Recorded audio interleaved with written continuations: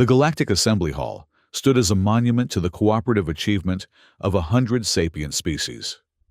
Crystal spires stretched upward into an endless dome that captured the light of 1,000 stars gleaming through the transparent ceiling. Delegates from across the known universe milled about in their ceremonial finery, a riot of color and texture against the pristine white of the Assembly's architecture. Ambassador Myra Solis took a deep breath, centering herself as she observed the Assembly from behind the magnificent quartz podium.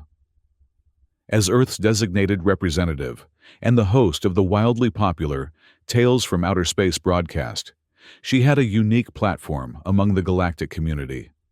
Her fiery red hair was pulled back into an elegant knot, and her ceremonial blue uniform sparkled with tiny embedded stars that twinkled in sequence, a subtle nod to humanity's fascination with the cosmos long before they'd reached it. Today would be different from her usual storytelling sessions. The diplomatic undercurrents were tense, and the Zothran Empire's recent movements suggested trouble was brewing. Still, the show must go on. Her fingers tightened around her datapad thumb, hovering over the signal to begin the official broadcast. "Ambassador, we have a situation," her aide whispered, leaning in close enough that only Myra could hear.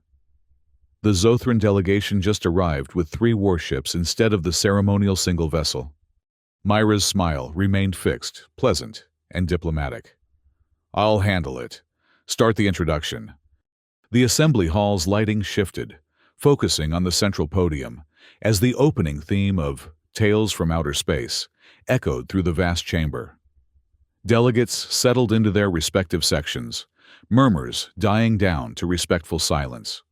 42 light-years away, aboard Terran Station, the atmosphere couldn't have been more different. Inspector inbound, T-minus 20 minutes. Station, Chief Rodriguez's voice crackled over the intercom, sending the staff into a frenzy of activity. The central command hub erupted into controlled chaos as personnel rushed to hide evidence of the station's unconventional maintenance practices. "Walsh, get that duct tape out of sight. Martinez, for the love of everything sacred, hide the WD-40 canisters. Lee, clean up those pizza stickers off the navigation console." Rodriguez barked orders, rapid fire, his weathered face flushed with panic.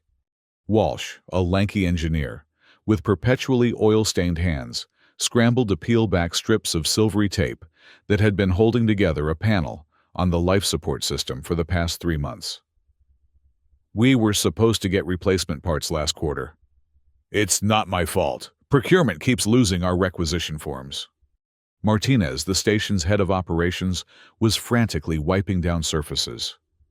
"If Inspector Graves sees how we've been running things, we'll all be reassigned to asteroid mapping in the Outer Rim." Lee, the youngest of the command crew, was picking at the small cartoon pizza emoji stickers that had somehow found their way onto every important console.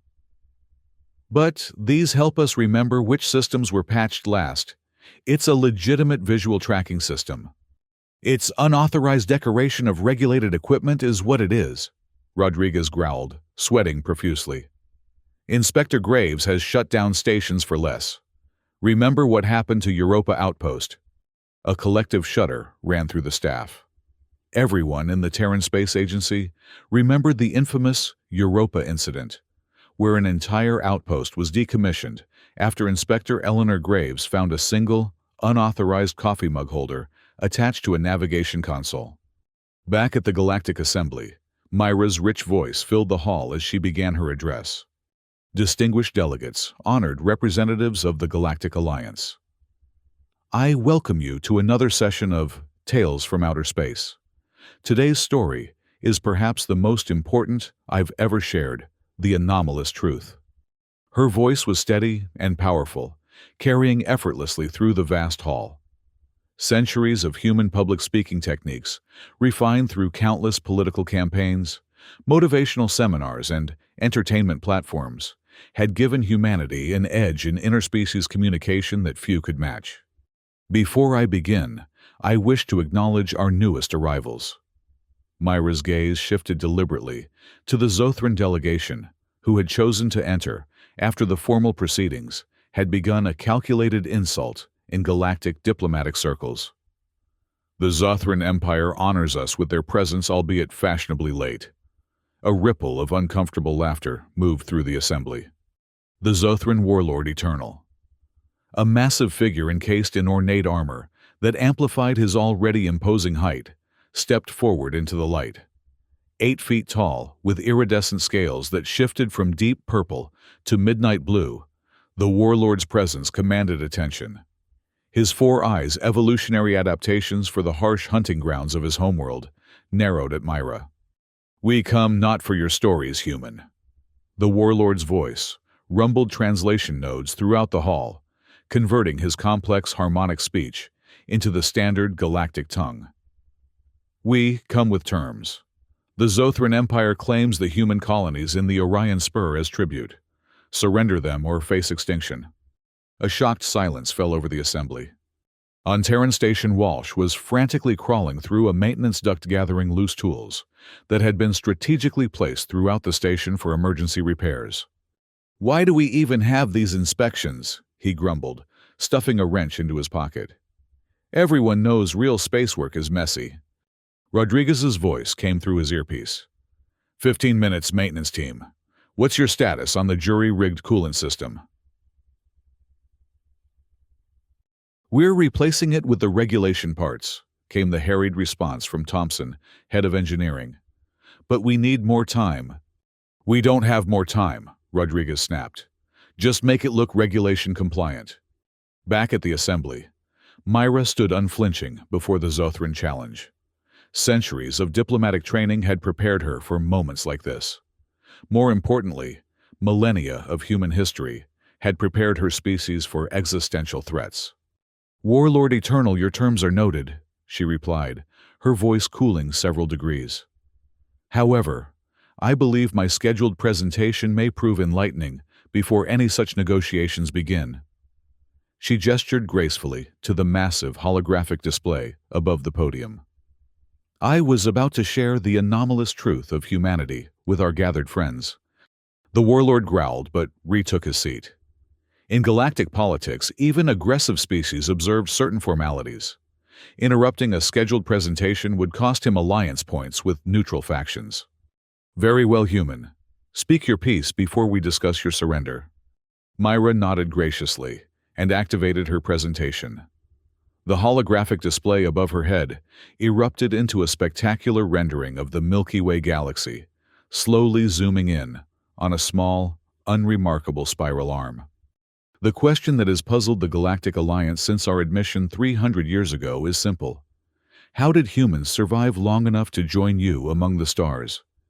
The hologram shifted to show Earth blue and beautiful, but then rapidly cycling through periods of natural disasters, ice ages, volcanic eruptions, and devastating meteor impacts. "Our homeworld tried to kill us countless times," Myra continued. "Ice ages that buried continents, volcanic winters that blotted out the sun, meteor impacts that obliterated ecosystems. Yet, we endured." On Terran Station, panic was reaching a fever pitch. "Inspector's shuttle just requested docking clearance." Lee called out her fingers, flying over the console. 8 minutes to arrival." Rodriguez wiped sweat from his brow. "Authorized docking bay 3. It's the cleanest one we've got. Dr. Yamada, how's the medical bay looking?" Dr. Yamada, the station's chief medical officer, appeared on the comm screen, her usually composed features tight with stress. "We've hidden the experimental nanite research and replaced it with the approved first aid protocols. But the holographic anatomical displays are still showing those unofficial upgrades Nguyen programmed in." "What upgrades?" Rodriguez asked, dreading the answer. "The ones that make the organs scream insults when you touch them wrong," Dr. Yamada replied flatly. "The medical students found it memorable." Rodriguez closed his eyes briefly. "Disable it now." In the assembly hall, Myra's presentation continued the holographic display, now showing scenes of early human warfare, brutal, primitive, and relentless. "When nature failed to exterminate us, we turned on each other," she said, her voice taking on a somber tone. Tribe against tribe, nation against nation, ideology against ideology. We developed weapons specifically to kill our own kind.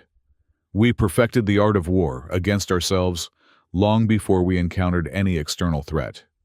The delegates shifted uncomfortably.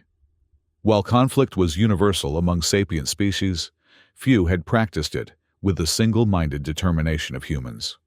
And yet, Myra continued, as the hologram shifted, to show scenes of reconstruction, renaissance, and reconciliation. We also perfected the art of rebuilding, of forgiveness, of learning from catastrophe.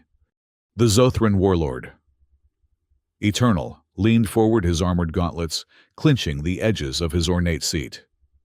Is this your defense, human? That you are good at surviving your own foolishness? A hint of a smile touched Myra's lips.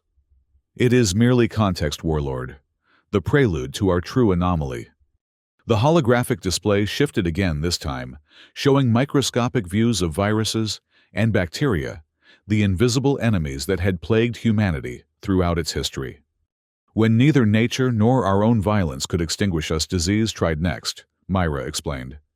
Plagues that wiped out half our population, pandemics that reshaped societies, viruses that jumped from species to species, constantly evolving to bypass our defenses. On Terran Station, Inspector Eleanor Graves' shuttle was completing its docking procedure.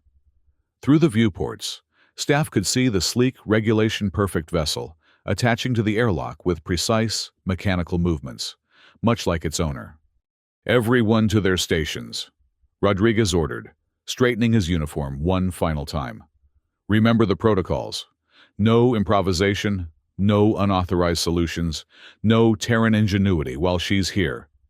The crew scrambled to their assigned positions, attempting to look as though they operated by the book at all times.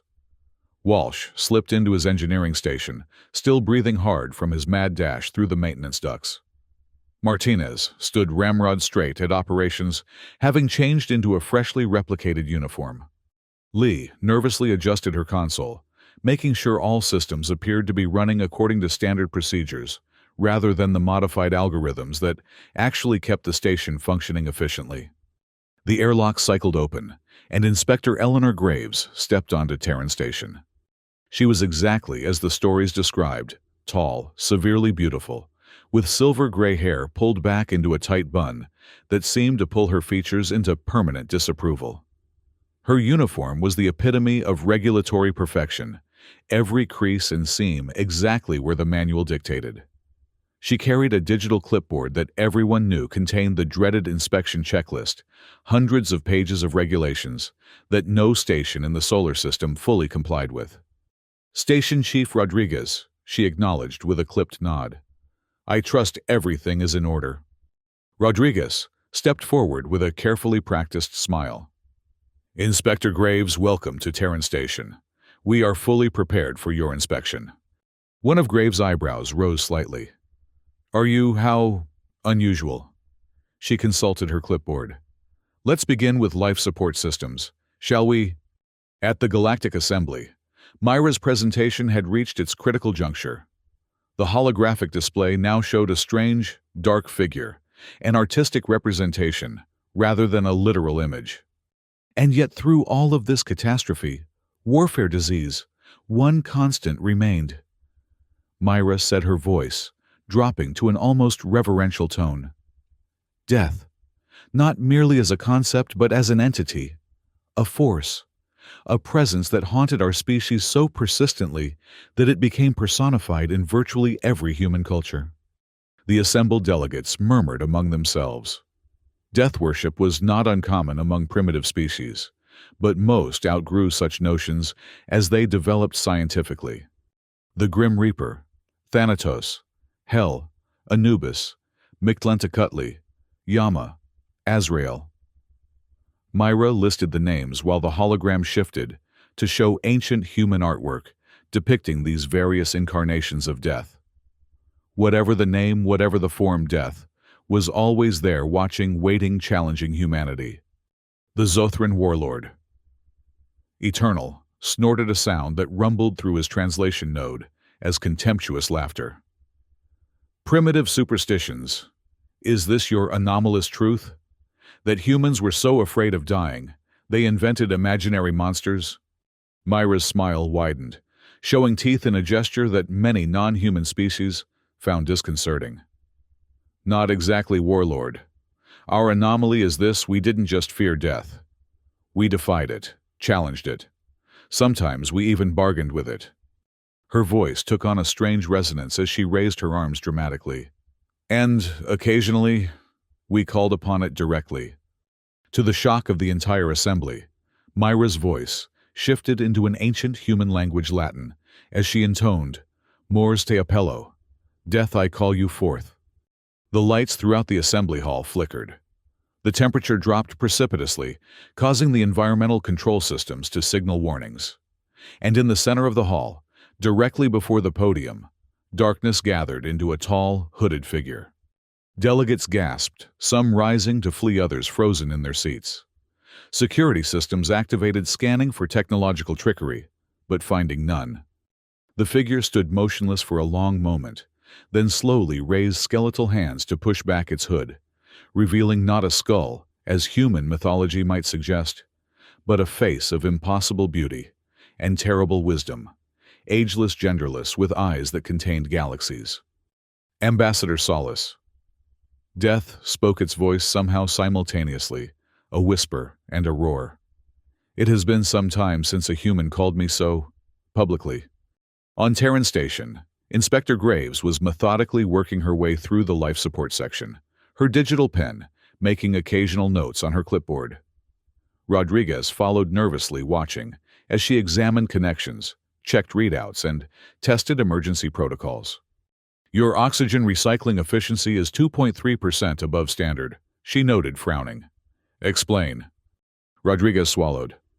We implemented the optional filtration enhancements from Appendix C of the manual. Appendix C? Graves looked skeptical. Those enhancements aren't mandatory. We like to breathe, Rodriguez offered weakly. Graves made another note. Irregular implementation of optional protocols suggests non-standardized operation. Concerning. She moved on to inspect a maintenance panel that until 20 minutes ago had been held together with duct tape and Walsh's fervent prayers. Now, it displayed the proper regulatory fasteners, though the internal components remained a creative mix of official parts and improvised solutions. Open this panel, Graves instructed. Rodriguez's heart sank.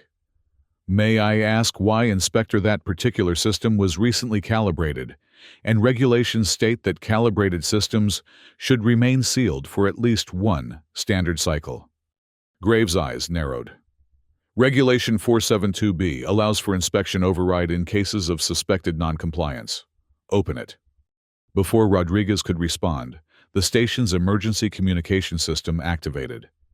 A priority message from Galactic Command flashed across all screens. Alert: diplomatic situation at Galactic Assembly. Zothran Empire threatens human colonies. Death entity manifested. All stations on standby. Graves' attention was momentarily diverted by the unprecedented alert. Death entity. In the Galactic Assembly, chaos reigned as delegates either cowered or attempted to flee. The Zothran warlord Eternal, however, had risen to his full height, his armor glowing with battle readiness. What trickery is this, human? He demanded, though there was a new note in his voice: uncertainty. Myra stood calmly beside the manifested entity. No trickery, Warlord. Simply an introduction to the being that has shaped humanity more than any other force. The adversary that taught us to survive against all odds. Death turned its ageless gaze upon the Zothran. The humans have always been interesting to me. Most species simply die. Humans argue about it, bargain, fight back. It's quite refreshing after eons of routine. The warlord's 4 eyes blinked in sequence, a sign of stress in his species. You expect me to believe that humans have a special relationship with a metaphysical death entity? Believe what you wish, Death replied with a small shrug. But consider this: I have collected souls from every corner of this galaxy.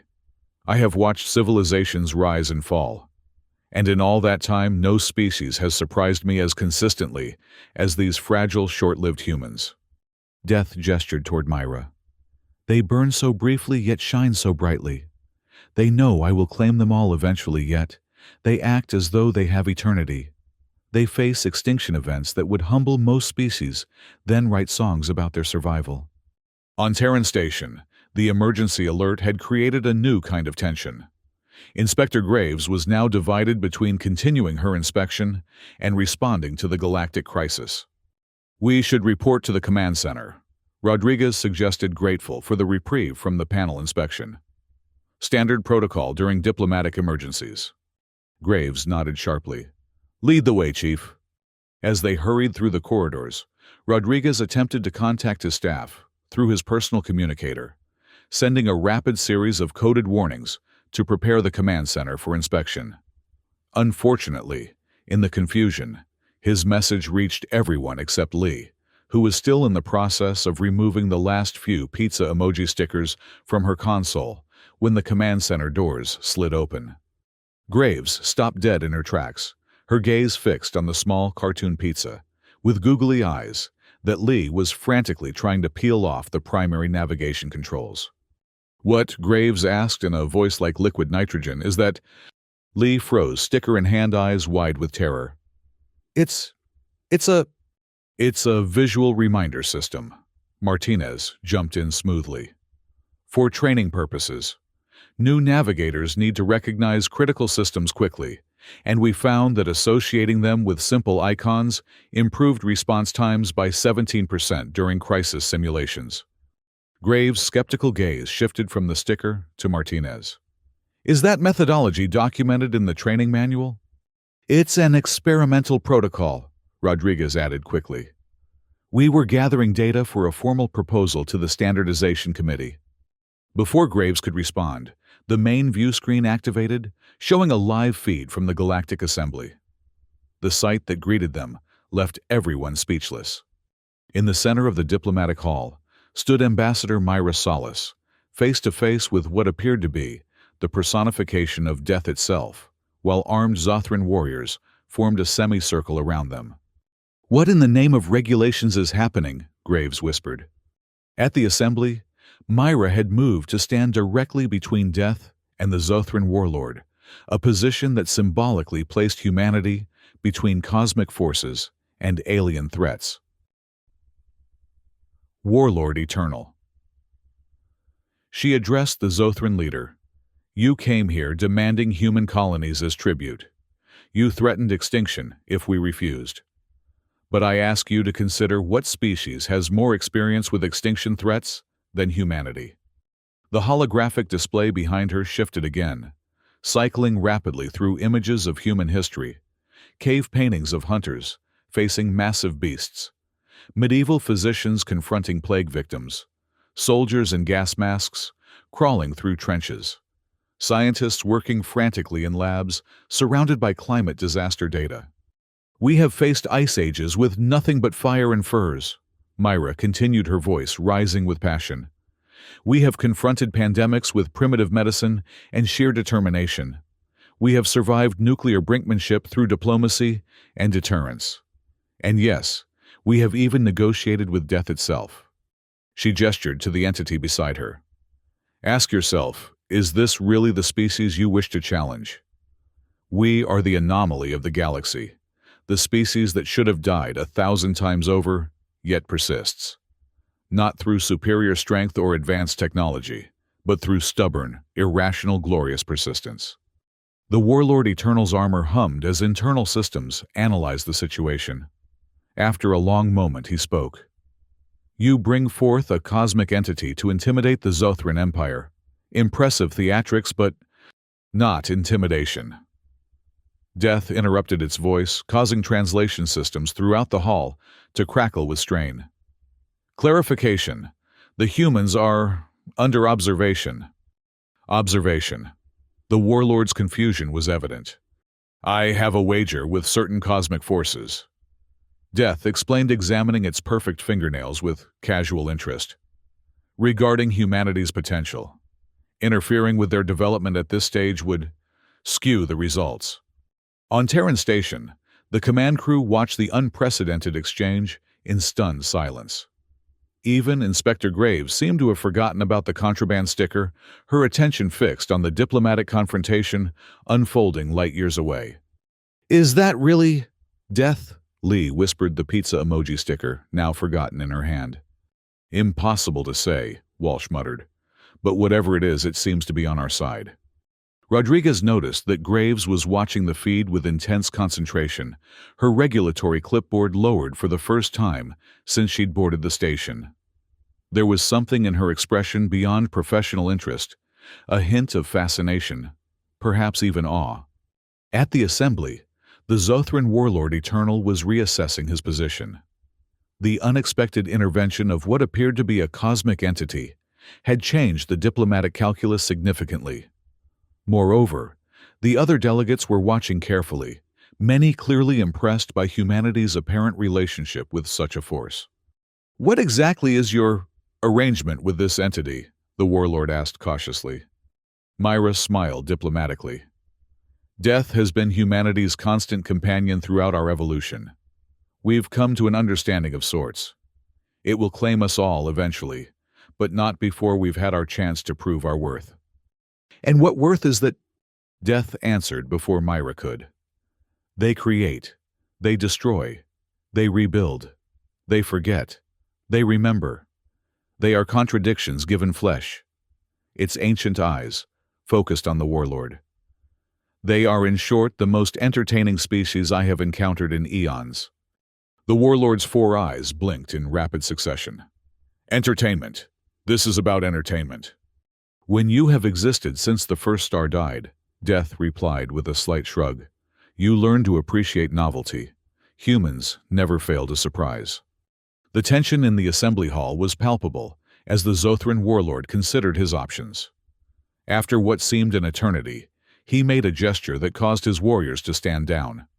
"The Zothran Empire will reconsider its position regarding human colonies," he announced formally. "We will observe diplomatic protocols while negotiations proceed." A collective sigh of relief rippled through the assembly. The immediate threat of conflict had been averted. Death turned to Myra, its perfect features, arranged in what might have been amusement. "You continue to prove my point, Ambassador Solace. Few species would think to summon me to a diplomatic function." "Desperate times, desperate measures," Myra replied with a slight bow. "Thank you for your timely appearance." "I am always punctual for significant deaths," Death responded cryptically. "Whether of individuals or opportunities." It glanced toward the Zothran delegation. "Today, it seems, is not the day for either." With that enigmatic statement, the entity began to fade its form, dissolving into motes of darkness that dispersed throughout the hall before vanishing entirely. The temperature returned to normal, and the lighting system stabilized. The assembly erupted into excited discussion as delegates attempted to process what they had witnessed. Myra returned to the podium outwardly composed, despite the extraordinary events. "Distinguished delegates, this concludes today's presentation of The Anomalous Truth. I thank you for your attention and invite questions at the appropriate time." On Terran Station, the command crew remained transfixed by the broadcast, even as it concluded and returned to standard galactic news updates. Inspector Graves slowly raised her clipboard, then after a moment's hesitation, lowered it again. Station Chief Rodriguez," she said, her voice uncharacteristically thoughtful. "I believe I need to better understand the practical adaptations Terran operations employ before continuing with standard inspection protocols." Rodriguez blinked in surprise. "I'm sorry."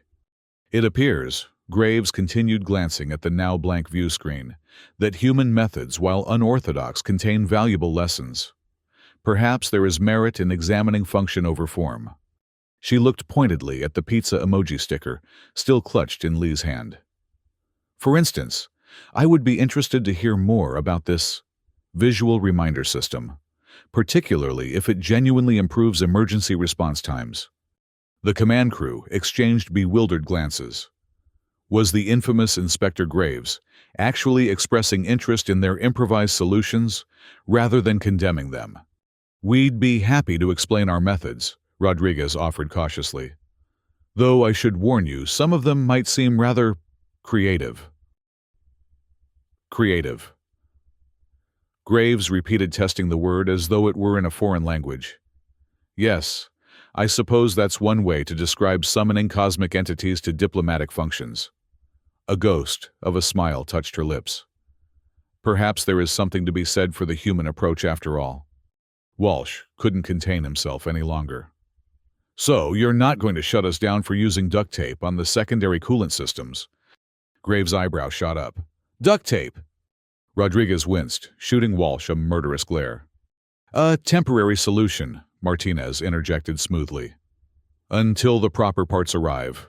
It's extensively documented in our maintenance logs." "I see." Graves made a note on her clipboard. "I would like to examine these logs as well as the creative adaptations they document. Perhaps there are lessons here that could benefit other stations." As Inspector Graves began a very different kind of inspection than anyone had anticipated, Galactic News continued to analyze the unprecedented events at the Assembly. Political commentators debated whether death was a genuine cosmic entity or an elaborate human diplomatic tactic. Military analysts reassessed humanity's defensive capabilities in light of their apparent supernatural alliances. Cultural experts attempted to explain human death symbolism to bewildered alien audiences. Through it all, a single question emerged repeatedly. What other surprises might humanity have in store for the galactic community? Aboard her private shuttle returning from the Assembly to her diplomatic quarters, Ambassador Myra Solis reviewed the day's events with satisfaction. The Zothran threat had been neutralized, at least temporarily. Humanity's standing in the Galactic Alliance had been significantly enhanced, and she had managed to deliver her presentation without revealing humanity's greatest secret, that death, like so many other things humans had encountered, was simply another force they had learned to adapt to their advantage. She accessed her secure communication channel to Earth's central government. "Operation Cosmic Bluff successful," she reported. "Zothran aggression deterred. Recommend maintaining death protocol for future diplomatic crises." The response came quickly. "Congratulations, Ambassador. The Council is pleased." Question: did the entity behave as predicted? Myra hesitated before answering. The truth was, the being that had manifested in the assembly hall had deviated significantly from the holographic projections and psychic impressions her team had prepared. It had spoken lines that weren't in the script, had made gestures no human had programmed. Almost as if she dismissed the unsettling thought and composed her reply. "Entity performed within expected parameters. Diplomatic objective achieved. Solace out." As her shuttle navigated the starlit void between diplomatic outposts, Myra found herself pondering the wager. Death had mentioned a cosmic bet regarding humanity's potential. It had sounded convincingly ominous to the Zothran warlord and the assembled delegates. But the troubling thing was, she hadn't written that line. On Terran Station, Inspector Graves was completing her most unusual inspection. Instead of condemning the crew's unorthodox methods, she had meticulously documented them, occasionally asking insightful questions about the reasoning behind particular adaptations. "Your efficiency ratings are consistently above standard," she noted, as she prepared her final report. Despite, or perhaps because of, these unconventional approaches. Rodriguez, who had gradually relaxed as the inspection proceeded, nodded. "We've found that strict adherence to protocols doesn't always account for the realities of deep space operations. Sometimes you need a bit of creativity." Creativity. Graves repeated the word, still sounding foreign on her lips. A very human concept. She made one final note on her clipboard, then looked up at the assembled crew. "My official finding is that Terran Station is compliant with the spirit, if not always the letter, of regulatory standards." Walsh nearly fell out of his chair in shock. Martinez maintained her professional composure, but her eyes widened noticeably. Lee let out an audible sigh of relief. "Thank you, Inspector," Rodriguez said carefully. "We appreciate your flexible interpretation." Graves fixed him with a penetrating stare. "Don't misunderstand, Station Chief. I will be recommending several procedural updates based on my observations here. But I will also be suggesting that certain Terran adaptations be studied for potential implementation elsewhere." She glanced at the view screen, which was still running muted coverage of the Assembly Hall incident. "Recent events have made it clear that humanity's unorthodox approaches have value. The question now is how to balance that creativity with necessary standardization." As Inspector Graves prepared to depart, leaving behind a stunned and relieved crew, she paused at the airlock. "One last question, Chief Rodriguez. Those pizza emoji stickers, where exactly did they come from? They don't appear in any supply catalog I'm familiar with." Rodriguez smiled enigmatically. "Some mysteries of Terran operations must remain classified, Inspector." Graves actually chuckled, a sound so unexpected that several crew members jumped slightly. "Very well. Keep your secrets. But I expect full compliance with safety protocols, creative interpretations notwithstanding." After her shuttle undocked and disappeared into the starfield beyond the station, the crew erupted into relieved celebration. Walsh performed an impromptu victory dance. Lee began reapplying her beloved pizza stickers with renewed enthusiasm. Martinez allowed herself a rare smile. "I can't believe we passed inspection," Thompson marveled, emerging from engineering, where he'd been hiding the most egregious violations. "It's a miracle." "Not a miracle," Rodriguez corrected, watching the news coverage of Ambassador Solace facing down alien threats and cosmic entities. "Just another example of humanity's greatest strength, our ability to adapt, improvise, and occasionally bluff our way through impossible situations." He raised a coffee mug and a toast. "To human ingenuity, may it continue to confound the galaxy for generations to come." As the crew celebrated their unexpected reprieve elsewhere, in the vast expanse of space, other forces took notice. The confrontation at the Galactic Assembly had sent ripples through the cosmic order, drawing attention from entities that rarely concerned themselves with the affairs of mortal species. In a dimension adjacent to conventional reality, death, the genuine article, not the diplomatic manifestation witnessed at the Assembly, observed the unfolding events with something approaching amusement. Humans had once again demonstrated their remarkable capacity for innovation, even in matters beyond their comprehension. They hadn't actually summoned death to their diplomatic function. Such a thing was impossible through mere theatrical invocation. What they had created was a convincing facsimile, a psychological operation designed to manipulate both allies and adversaries. Yet somehow, through chance or cosmic irony, their fabrication had brushed against a deeper truth. Death did indeed find humans endlessly fascinating, their brief lives burned with an intensity rarely seen among longer-lived species. Their constant dance with mortality had shaped them in unique ways, fostering resilience, creativity, and a particular brand of gallows humor that death found rather charming. And there was in fact a wager of sorts, though not one humans could possibly comprehend. As humanity continued its stumbling, brilliant, contradictory journey among the stars, patching crucial systems with duct tape and averting wars with theatrical bluffs, they remained blissfully unaware of how closely they were being watched, not just by rival empires and potential allies, but by forces that existed beyond the boundaries of conventional understanding. Forces that, like Inspector Graves, surveying Terran stations' creative violations, found themselves increasingly willing to make exceptions for these strange, adaptable creatures who refused to follow the cosmic rulebook. The anomalous truth was not that humanity had a special relationship with death, but that they approached everything from station maintenance to existential threats with the same indomitable spirit of adaptation and defiance. They expected to survive against the odds because they always had before. And somehow, against all cosmic probability, they usually did.